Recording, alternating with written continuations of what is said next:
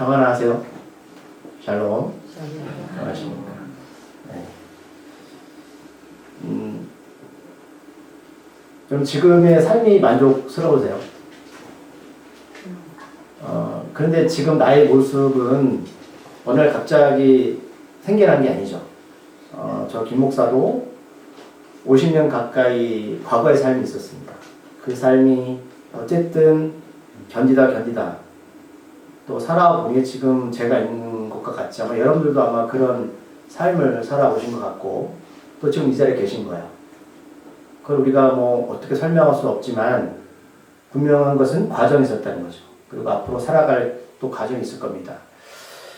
믿음과 신앙도 그렇습니다. 그럼 믿음과 신앙은 하나쯤에 성장하거나 자랄 수 없어요. 우리가 바울을 이야기할 텐데 바울 꽤 대단한 사람이었습니다. 그를 바라보면 위축되죠. 나도 바울처럼 살고 싶어 라고 여러분 꿈도 꾸지 마십시오. 그런 건 바울이나 사는 겁니다.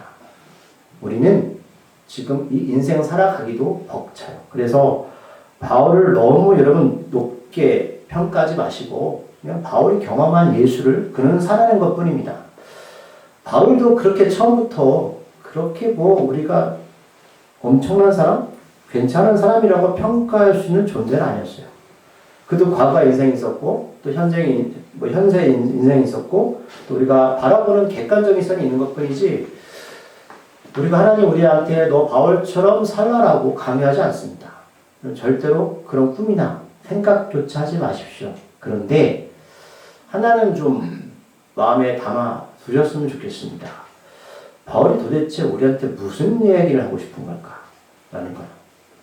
오늘 9장을 넘어가기 전에 그럼 바울은 스데반을 죽였던 사람이었습니다.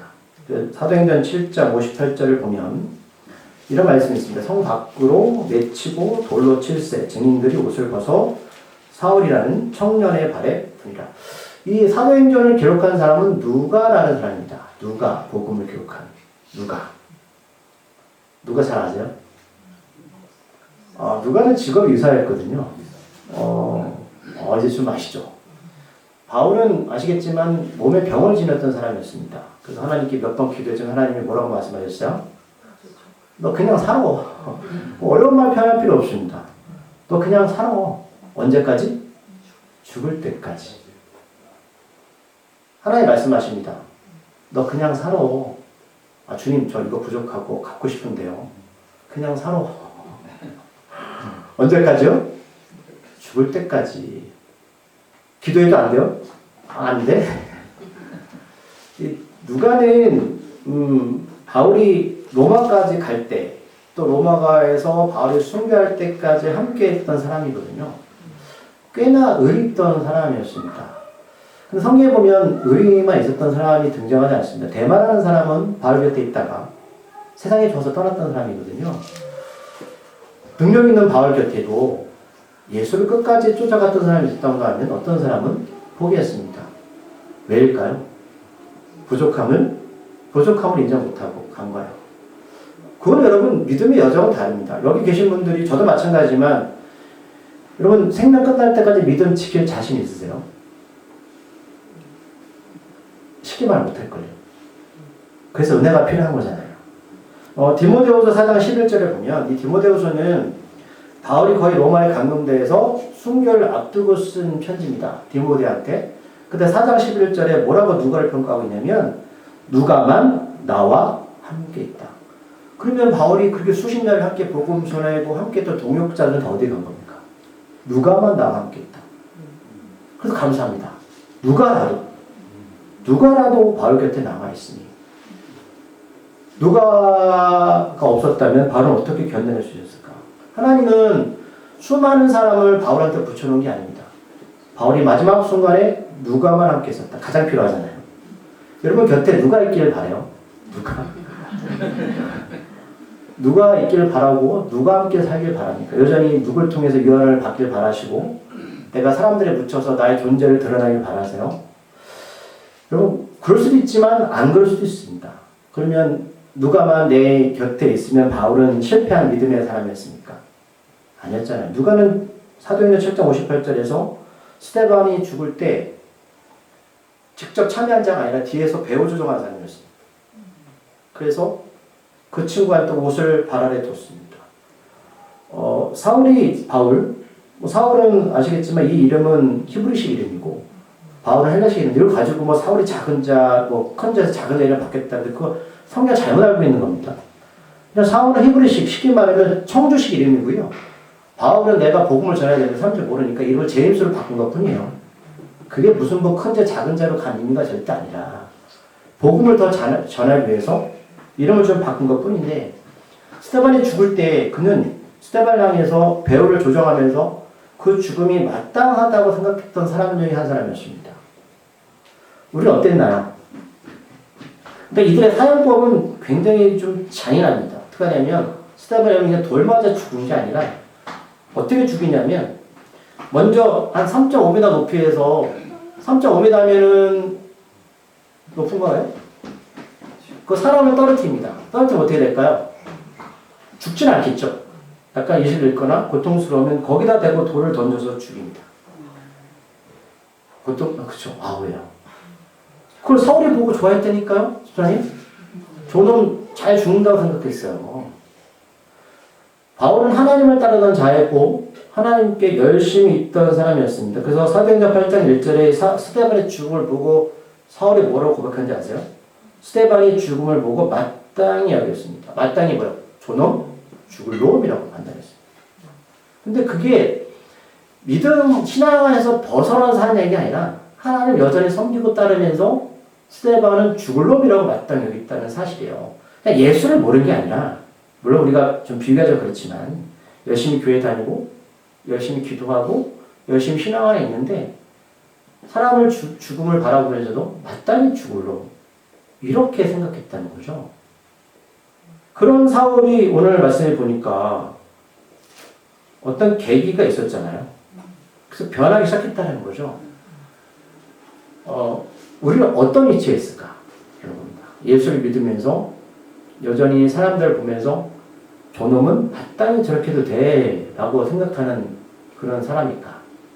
아니면 오늘 어떤 계기가 있고 또 삶의 과정 가운데 지금은 좀 옛날보다 좀 나은 인생을 한 해 보실 때 살고 있는가? 라는 거죠. 그러니까 바울은 그렇게 괜찮은 사람이 아니었다고 제가 말씀드리는 겁니다. 사람의 죽음을 그렇게 생각했던 사람. 이거는 분별력이 옳고 그름의 문제가 아니고 자기의 어떤 정체성이고 자기 이익이거든요. 여전히 그 삶을 살면서 난 잘 살고 있어라는 착각 속에 빠져가는 사람이죠. 그래서 이런 사람은 어떻게 변화해야 되나요? 말씀으로? 잘 안 돼요. 열심히 기도하면 잘 안 돼요. 여러분 하나님은 어떻게 변화시켜야 되겠습니까? 꼬꾸라뜨려야죠. 이런 사람은. 방법이 달라요. 네. 아까 디모데는 말씀으로 어릴 때부터 교육받은 사람이었고 바울은 좀 다혈질적이고 즉흥적이고 자기 일에 어떤 열심과 의지가 있는 사람이었어요. 이런 사람은 그냥 변화되지 않습니다. 꼬꾸라뜨려야 됩니다. 오늘 그 내용은 오늘 9장, 사도행전 9장에 있는 말씀입니다. 9장 1절 말씀 읽어보실래요? 사울이 주의 제자들에 대하여 여전히 위협과 살기가 등등하여 대제사장에게 가서 위협과 살기. 그러니까 스데반 하나 죽인 것으로 만족할 수 없습니다. 우리는 사람을 죽이면 위축되잖아요. 근데 저는 한 놈으로 만족할 수 없죠. 이거요. 끊임없는 질주입니다. 나의 인생은 요거로 만족할 수 없죠. 끊임없이 내가 원하는 것을 만족할 때까지 가야 됩니다. 그걸 하나님께서 아니라고 말씀하셔도 나는 아니가 아닙니다. 나는 만족할 수가 없어요. 위협과 살기. 모자르다. 그럼 사도행전 7장의 전체에 보면 스데반을 죽인 이유가 있습니다. 무슨 얘기하는지 아시죠? 예수 그리스도 우리의 구원자십니다. 그분의 하나님이십니다. 당시의 삶의 주인이십니다. 메시아십니다. 그 말 전한 것뿐이 없습니다. 근데 그게 거슬린 거예요. 나의 신앙생활에 거슬린 거예요. 내 믿음 생활에 거슬립니다. 저는 죽어도 마땅해. 그럴 때 있지 않으세요? 우리 교도 보면 거슬립니다. 목사가 거슬리고 교우가 거슬리고 남편이 거슬리기 시작합니다. 아내가 거슬리고 자녀가 거슬립니다. 그래서 어떻게 해야 돼요? 죽어야 되는데 여러분 죽인다고 내 마음이 편하지 않습니다. 왜요? 또 찾아 죽여야 됩니다. 계속해서 가야 됩니다. 언제까지?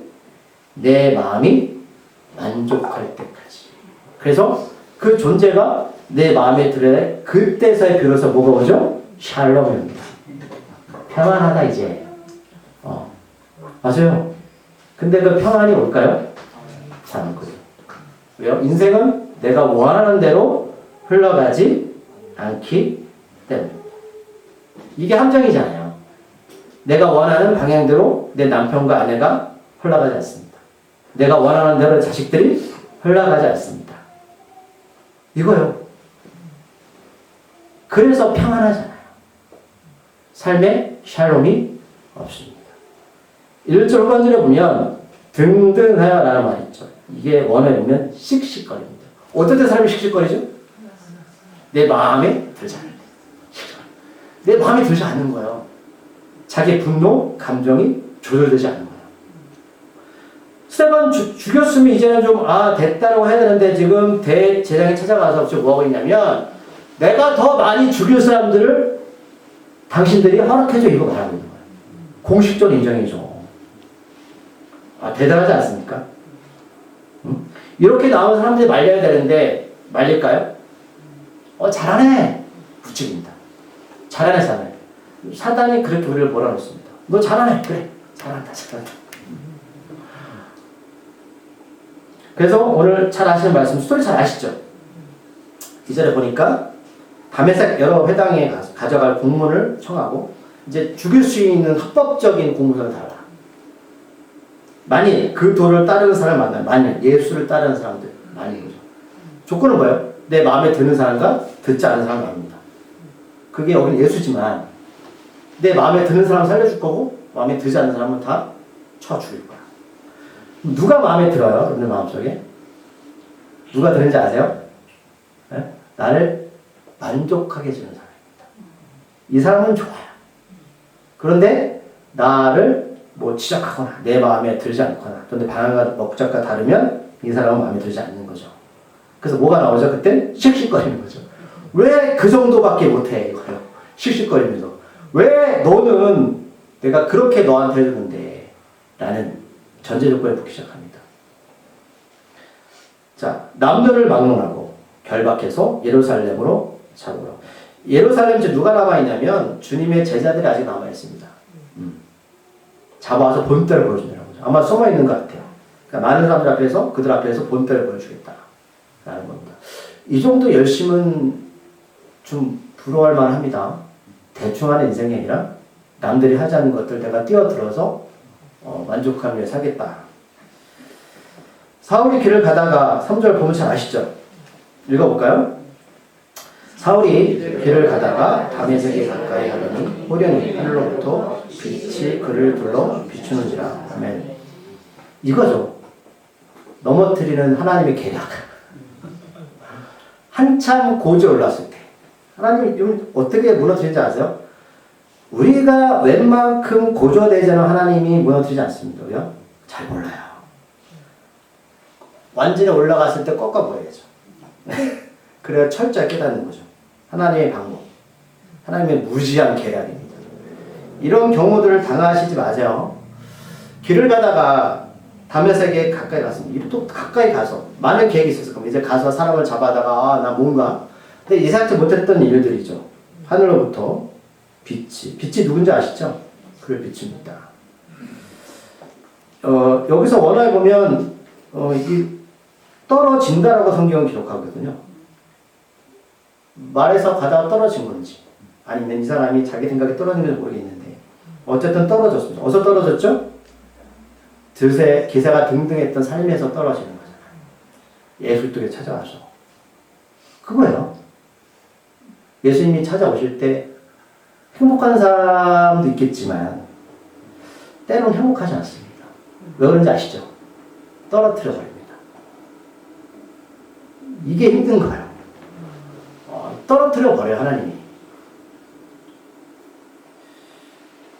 근데 이거를 자기만 경험하죠. 자신의 주변에 있는 같이 갔던 사람들은 경험 못하죠. 그러니까 이게 이런 표현 뭐냐면 세상 말로 제가 좀 비속 환장하는 거거든요. 내가 경험했던 예수를 어떻게 설명해 주지? 근데 여러분 설명을 하지 마세요. 설명해도 이해 못합니다. 왜요? 이거는 하나님과 나와의 관계이기 때문에 그렇습니다. 그래서 이후의 사건들이 있는 거예요. 모든 이들에게 경험시키지 않고 나에게만 경험시킨 하나님의 믿음의 여정들. 그래서 그 여정들의 성경을 보시면 아브라함부터 쭉 기록되어 있습니다. 다 인생이 똑같아요. 아브라함 다르고 이삭 다르고 야곱 다르고 모세 다릅니다. 달라요. 이게 참 재밌는 거거든요. 왜? 우리 삶이 다르고 생각이 다르니까. 하나님은 다르게 우리들한테 다 보여서 다른 언어로 말씀을 하신다는 거죠. 그래서 그 언어를 가지고 내가 동일하게 누구한테 말해도 그 사람은 그 말 뜻을 이해를 못해요. 그래서 믿음의 여정을 겪고 어느 정도 가다 보면 나 비슷한 사람 보면 이렇게 말해줍니다. 너도 한번 당해봐. 그래야 정신 차린다. 아무리 설명해줘도 이해할 수 없습니다. 근데 그분도 시간이 가고 믿음의 여정을 가다 보면 우리만치 오면 그때서 비로소 이렇게 말합니다. 당신이 말한 그 말이 무슨 뜻인지 알 것 같아요. 여러분, 신앙은 설명하고 설득하는 게 아니에요. 네. 아무리 얘기해줘도 말귀를 알아먹지 못합니다. 세상 말로 당해봐야 합니다. 당해보면 그때서야 두 손 두 발 들고 와서 엄마가 했던 말을 이제 알 것 같아. 엄마 기도해줘. 이제 알 것 같아. 이런 말이 나오는 거죠. 자, 4절 읽어볼까요? 땅에 엎드러져서 들음에 소리가 있어 이르시되 사울아 사울아 내가 어찌하여 나를 박해하느냐 하시거늘. 아멘. 아까 말씀드렸죠. 땅에 엎드러져서 떨어져서 바닥으로 꼬꾸라져서 그때 사울아 사울아 라고 부르십니다. 히브리 말로 어찌하여. 그러니까 예수님은 영어도 잘하시고 히브리 말도 잘하시니까 아람어도 잘하시고 독일어도 하시고 방언 받잖아요. 그렇죠? 왜 나를 박해하시냐. 이 뜻은 아시죠? 복음을 전하는 사람들 향한 하나님의 마음입니다. 하나님은 고통을 들으십니다. 고통의 사람들의 스토리를 알고 계십니다. 지금도 하나님 우편에서 우리의 이야기를 듣고 계십니다. 마음 아파하시고 애통하십니다. 우시고 배고파하시고 하셨던 분이 우리 예수 그리스도십니다. 5절에서 바울은 황당하잖아요. 사울은. 그래서 했던 얘기가 주여 누구십니까? 이랬을 때 나는 내가 박해하는 예수라. 바울은 예수를 직접 본 적이 한 번도 없습니다. 경험한 적이 없습니다. 그래서 예수의 얼굴도 모르고 그분의 존재를 모릅니다. 아는 건 들었던 이야기죠. 그럼 지금 어떤 상태로 변화되냐면 들었던 예수가 삶으로 경험되어집니다. 여러분, 들었던 예수는 내 신앙이 아닙니다. 그 신앙이 예수가 내 삶에서 작동되고 그 예수가 내 삶에서 어떤 형식으로 모양으로 나타나질 때 비로소 그 존재가 나의 삶의 존재가 됩니다. 여기서 보면 주여 누구십니까? 라는 거는 원어가 재밌습니다. 원어가 뭐냐면 이 원어가 어디서 나오는지 아시나요? 그 모세가 호렙산에서 그 가시떨기 나무에서 하나님 만나고 나서 하나님께 질문을 던지죠. 하나님 누구십니까? 예수 누구세요? 그때 하나님이 대답. 나는 나다. 같은 맥락입니다. 사람들은 예수 하나님을 잘 모릅니다. 그 묻습니다. 당신이 누구십니까? 하나님 말씀하시면 나는 처음이요 나중이다. 난 생명이고 나는 나다. 그래서 성경에 보면 예수는 이렇게 자신을 표현했습니다. 생명의 떡이다. 세상의 빛이다. 양의 문이다. 선한 목자다. 부활이다. 생명이다. 나는 길이다. 진리다. 생명이다. 나는 포도나무다. 알아먹지 못하니까. 나는 나다. 이게 하나님의 예수님의 대답입니다. 여러분, 하나님은 인간이 어떻게 많이 알 수 있을까 잘 모릅니다. 나는 나다. 그 안에 모든 게 뭐가 있습니다. 그 말을 믿고 모세는 애굽으로 내려갔습니다.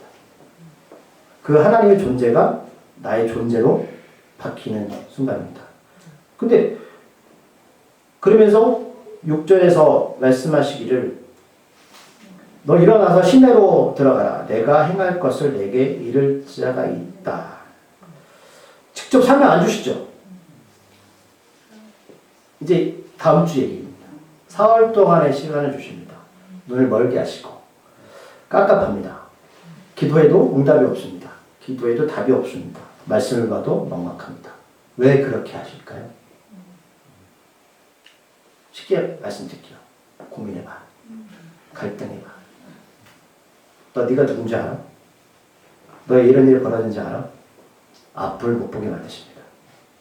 그 3일 동안 바울이 할 수 있는 게 뭐예요? 왜 바울은 뭐 하겠어요?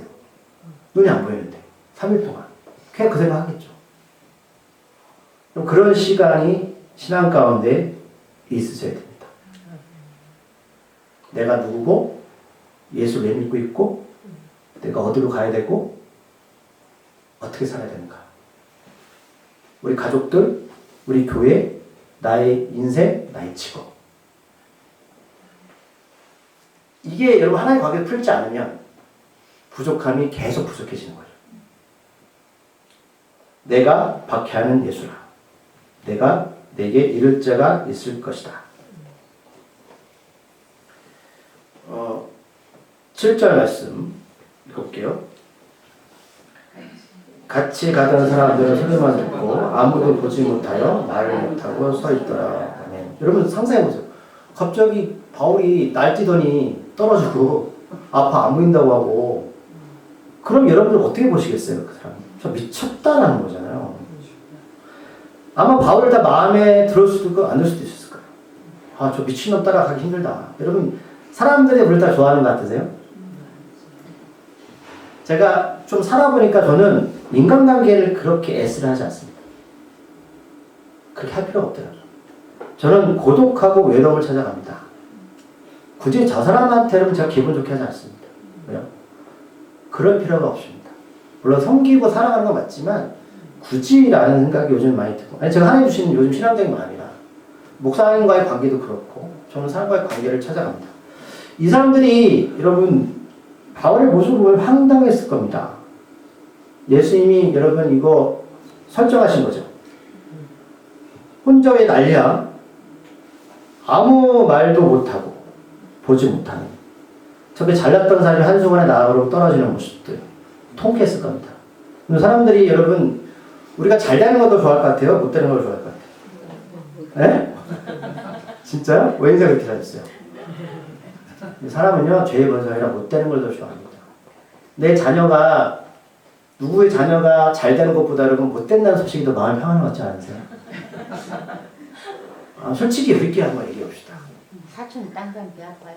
그렇죠. 그게 우리의 모습이니까요. 그냥 그 사람을 따라가는 건 그 사람이 힘이 있고 능력이 있고 나한테 도움이 되니까 따라가는 거지. 솔직히 그런 사람들한테 옆에 있고 있는 것 자체가 스트레스고 때로는 그 사람들이 잘 되는 것보다 못 되는 소식에 내 마음이 평안한 거 여러분 그게 인지상정이에요. 여러분 탓하지 마십시오. 저도 그러니까. 어떤 교회가 갑자기 붕이 됐다 배 아픕니다. 아니 같으세요? 김 목사 우리 이번 주 10명 등록했어. 그럼 제가 목사님 축하드려요. 속으로 뭐라 했어요. 이런. 여러분 그게 사람들이 가지고 있는 본성이라는 말씀 제가 드리는 거예요. 이 사람들이 7절에서 바울이 이 모습을 보면서 정말로 좋아하고 사랑하는 게 아니라 제가 볼 때 통쾌했을 겁니다. 그래? 네가 추구했던 잘났네? 꼬꾸라진 모습 보면서 그게 사람들의 모습입니다. 그래서 8절에 보니까 사울이 땅에서 일어나 눈은 떴으나 아무것도 보지 못하고 이건 생각도 못한 거잖아요. 바울도 생각하지 못했고 주변 사람 생각 못했던 일들. 사람의 손에 끌려 다메섹으로 들어가서 그러니까 자기가 할 수 있는 게 아무것도 없어요. 그럼 지금까지 과거의 자기 삶이 뭐예요? 그렇게 잘났던 기세등등했던 스테반을 죽이고 배우정하고 내가 사람을 잡아 죽였다는 그리고 다메섹에 했던 이 모습들 상황들 그런 자신의 자신감 이거 다 어디로 가는 거예요? 눈이 멀어지니까 아무것도 할 수가 없어요. 그럼 이게 우리의 삶입니다. 뭔가 여러분 대단한 것처럼 느끼세요 삶이? 내 삶이 목사님 저분은 여러분 그건 보지 마세요. 지옥 가는 사람 왜 봅니까? 그 사람이 부자든 권세가 있든 성공했든 어떻게 그런 분들과 우리를 비교해요? 하나님의 사람들과 그 짧은 인생을 살아가는 인생들을 바라보며 여전히 내 안에서 오는 물론 분노, 원망, 부러움 있겠지만 인생을 살아보니 여러분 이제 그게 아무것도 아닌 사실을 깨닫는 게 믿음과 신앙의 여정이라는 거예요. 아무것도 볼 수가 없습니다. 이제 손을 끌려 갈 게 뭐예요? 이 사람 다 어디로 끌고 가지 어떻게 알아요? 우리 충청도에 광야라는 그 맹인학교가 있습니다. 맹인학교가 있어요. 근데 우리 모임 목사님 이사장인데 이렇게 말씀하세요. 맹인 이사가 한 번 들어오거든요. 제일 무섭대요. 눈에 뵈는 게 없어서. 진짜. 앞뒤가 없답니다. 맥락이 없대요. 그래서 건드지 못해요. 눈에 뵈는 게 없어서. 여러분, 우리 삶이 그래요. 눈이 안 보이면 인생 그렇게 끝나는 거예요. 아무것도 하지 못해요. 여러분, 빛이 없으면 내가 아무리 살아보겠다고 발버둥 쳐도 그게 잘 사는 인생 같으세요? 한번 살아보세요. 손에 끌려갑니다. 그 하나님께서 구절에 보니까 4월 동안 보지도 못하고 먹지도 마시지도 않습니다. 뭘 먹겠습니까? 뭐가 들어가요? 여러분 너무 힘들면 밥이 안 넘어가죠. 맞아요. 지금 바울이 그런 상태예요. 하나님이 4월 동안에 내버려 두는 겁니다. 너 한번 네 인생을 돌아봐. 사흘은 뭐예요? 요나의 뱃속의 사흘, 예수님의 사흘일 수 있겠지만 이게 우리 인생이에요. 그러니까 바울은 여러분 우리가 보는 복음서의 대단한 사람이 아니라 하나님께서 이렇게 인생에서 꼬꾸라뜨리고 뭔가 자기를 돌아봤을 때 이제는 결정한 것 뿐이지 이 사람이 뭔가 뭐 믿음이 좋고 신앙이 좋고 말씀 많이 알고 해서 이렇게 변화된 게 아니에요. 이런 과정이 있었다면 여러분 축복받은 사람이었습니다. 정말이에요. 아니에요? 축복받으신 거예요. 네. 예수가 누군지 이제 조금은 알게 되었습니다. 네. 다음 주 넘어가서 다음 주에 말씀을 정리할게요. 여러분 사람은 다 똑같습니다. 네. 똑같고요. 믿음의 신앙의 여정은 반드시 필요하다. 그 여정을 거치셔야 됩니다. 그래서 바울은 이렇게 좀 세게 거친 것 뿐이고 우리는 좀 안 세게 거치기를 기도하겠습니다. 여러분 거치셨다면 여러분 축하드립니다. 이제는 예수가 우리의 삶의 주인 되셨습니다. 천국이 가까웠다. 천국이 가까웠다. 그 삶을 사시는 거예요. 그래서 그렇게 미웠던 사람들이 이제 여러분 덜 미워지는 거 아니에요? 그렇게 악착했던 나의 인생들이 이제 덜 악착거립니다. 그리고 내 입에 쏟아냈던 많은 비난과 원망과 불평들이 이제는 좀 많이 낮았습니다. 그리고 축복해줍니다. 괜찮아. 그리고 살아갈 줄 아는 사람이 좀 되었습니다. 도닥거려주고 그들한테 격려합니다. 같이 가자 라고 말할 수 있습니다. 뭐가 우리를 바꿔놓은 걸까요? 예수입니다. 네, 그렇습니다. 그 예수 괜찮죠? 별로예요? 여호와 나의 목자신 내게 부족함이 없으리로다. 다윗은 그걸 알았어요. 기도하시겠습니다. 하나님의 사랑이 무엇인지 몰랐고 십자가 은혜가 무엇인지 몰랐고 예배가 무엇인지 몰랐고 믿음이 무엇인지 몰랐고 신앙이 무엇인지 몰랐습니다. 그래서 기세가 등등해서 하나님의 뜻이라고 하면서 담에색으로 예수 믿는 사람들을 잡으러 갔던 우리였습니다. 그런데 예상하지 못했던 일들이 우리 인생에 펼쳐질 때에 주께서 물으십니다. 너는 나를 누구라고 생각하느냐? 예수가 누군지 알게 되었고 이제 나의 인생이 무엇인지 알게 되었고 내가 가는 길과 앞으로 펼쳐질 인생을 알게 되었습니다. 그래서 언제부턴가 내 시선과 내 방향과 삶의 목적과 사람을 대하는 태도, 내가 살아가는 태도들이 조금씩 달라지게 되었습니다. 그리고 어느 순간에 나의 인생의 종착역에 섰을 때에 누가만 내 옆에 있어도 족합니다. 왜요? 하나님의 나라는 영원하고 그 나라는 예수께서 먼저 가 계시기 때문입니다. 우리는 살면서 많은 사람들 앞에 섞여 살기 원했고 많은 것을 가지면 내가 족할 줄 알았습니다. 그런데 천국은 심령이 가난한 자는 복된 곳인지를 이제는 조금 알게 되었습니다. 주여, 우리가 함께 그 길을 가기를 소망합니다. 예수의 그 길, 좁은 길, 자기 부인의 길, 십자가의 길이지만 그래서 남들이 잘 가지 않지만 우리는 그 길을 갈 수 있습니다. 주여, 우리를 도와주시옵소서. 하나님의 은혜가 우리 삶 가운데 충만해서 우리 함께 그 길을 걸어가게 해주시옵소서. 이 공동체 안에서 우리가 그 길을 함께 격려하며 가기를 소망합니다. 예수님의 이름으로 기도드립니다. 아멘.